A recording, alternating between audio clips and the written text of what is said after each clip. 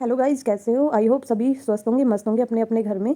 तो 17 सितंबर को इंदिरा एकादशी पड़ रही है। इसके बारे में मैं आपको बताने जा रही हूँ कि इस दिन श्याम बाबा को क्या क्या भोग लगाना चाहिए, कैसे पूजा अर्चना करनी चाहिए। इस एकादशी का 100 गुना लाभ मिलेगा, कोई भी नहीं रहेगा, उसकी हर मनोकामनाएं पूर्ण होगी, सारे संकट कष्ट दूर होंगे। आप कमेंट सेक्शन में कमेंट कीजिए और बताइए आप कहाँ कहाँ से मुझे देख रहे हैं, कहाँ कहाँ से मेरी वीडियो सुन रहे हैं।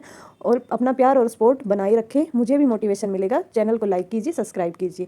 चलिए बताते हैं। इस दिन भगवान को भोग लगाना बहुत ही महत्वपूर्ण माना जाता है। इंदिरा एकादशी कृष्ण पक्ष में आती है, कृष्ण पक्ष में श्राद्धों में आती है, जो पितरों की मुक्ति के द्वार खोलती है और जो हमारे लिए सारे पापों को नष्ट करती है, सारे पापों को धोती है। तो हम अपने सारे पाप जो भी हमारे से अनजाने गलती में हुए सारे पाप से मुक्त हो सकते हैं। इस दिन क्या भोग लगाना चाहिए? इस दिन बिना गुस्सा, बिना निंदा किए हुए, नहा धोकर साफ सुथरा होकर हमें श्याम बाबा की पूजा करें, तुलसी जी की पूजा करें, दिया जलाए। और इस दिन चावलों का, ग्यारस के दिन चावलों का उपयोग ना करें। जो साबुत मखाने होते हैं ना, जो फूल वाले मखाने होते हैं, उनकी खीर बनाएं और उनमें तुलसी के साबुत पत्ते डालें। ध्यान रहे कटे फटे पत्ते ना डालें। इस दिन श्याम बाबा की जो चित्र होता है उसको एक उचित स्थान पे रखें, उसकी अच्छे से साफ सुथरे उससे गंगा जल छिड़के और पूजा करें। घी का दिया जलाए और उसके साथ साथ जो हमारे पास कंडा होता है, सरकंडा बोलते, कंडा बोलते, उपला होता है, उस उपले को जलाकर उस पर जब ध्यान रहे उसमें धुआं आना बंद हो जाए, उसको जलाकर गैस पे या चूल्हे में डालकर उसको जलाकर और उसके ऊपर घी डाल के उससे अच्छे से ज्योति जब तक आ जाए उस पर भोग लगाए। किस चीज़ का? खीर का भोग लगाना है। श्याम बाबा की स्तुति करें, श्याम बाबा को हाथ जोड़कर प्रार्थना करें, हे बाबा मैं आपकी चरण शरण में हूँ, मेरे सारे संकट कष्ट आपके आगे है बाबा, मेरे सारे दुख दर्द आपके आगे है, आप ही इनसे मेरा छुटकारा दिलाओ, आप ही मेरा कल्याण करो बाबा, मैं आपकी शरण में आ पहुँचाऊँ। आप बाबा से हाथ जोड़कर अपनी सारी जो भी परेशानियां हैं, सारी परेशानियां बाबा को बताएं। तुलसी मैया की पूजा करें, विष्णु भगवान, माता लक्ष्मी की पूजा करें। अपने घर में धूप दीप की, पूरे घर में जो भी आपने भोग लगाया उसकी धुनी जो बोलते हैं वो पूरे घर में दिखाए। सुबह शाम दोनों टाइम जोत बत्ती करे श्याम बाबा की। और जब बाबा की जोत करे तो बाबा के आगे हाथ जोड़कर बैठे कि बाबा अब आपके ही हाथ में है सब कुछ। बाबा को किसी 56 भोग की ज़रूरत नहीं है, किसी भी 56 भोग की, क्योंकि बाबा का सब कुछ भरा हुआ है। बाबा के पास तो खुद 56 भोग है, वो हमें ही खुद दे रहे हैं।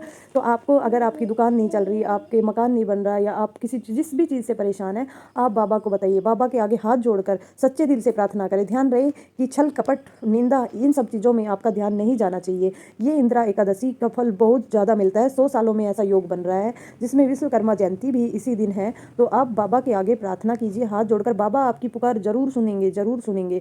आप देखना अपने घर में श्याम बाबा की मूर्ति ले आइए और अपनी दुकान या बिजनेस, जहाँ भी आप जो भी जॉब करते हैं, बिजनेस करते हैं या दुकान में, श्याम बाबा की चित्र को लगा लीजिए, हाथ जोड़िए, दिया बत्ती कीजिए। आप देखते रह जाओगे, आपकी दुकान या बिजनेस में कोई घाटा नहीं होगा, ग्राहक आते जाते रहेंगे और आप उन्नति की ओर जाओगे। जो भी संकट कष्ट है आपके, जो भी प्रॉब्लम है, जो भी दुख दर्द है, वो बाबा से कहिए आप हाथ जोड़कर। आज मैं और इस आपको दिन एकादशी के व्रत के बारे में बताती हूँ। आज के दिन एकादशी है, तो हमें किन किन बातों का ध्यान रखना चाहिए, कैसे व्रत करना चाहिए। हमें तुलसी मैया में जल नहीं चढ़ाना चाहिए, तुलसी माता को नहीं छूना चाहिए, क्योंकि तुलसी माता खुद स्वयं भगवान विष्णु के व्रत करती है और वो भी निर्जला, निर्जला बिना पानी लिए हुए।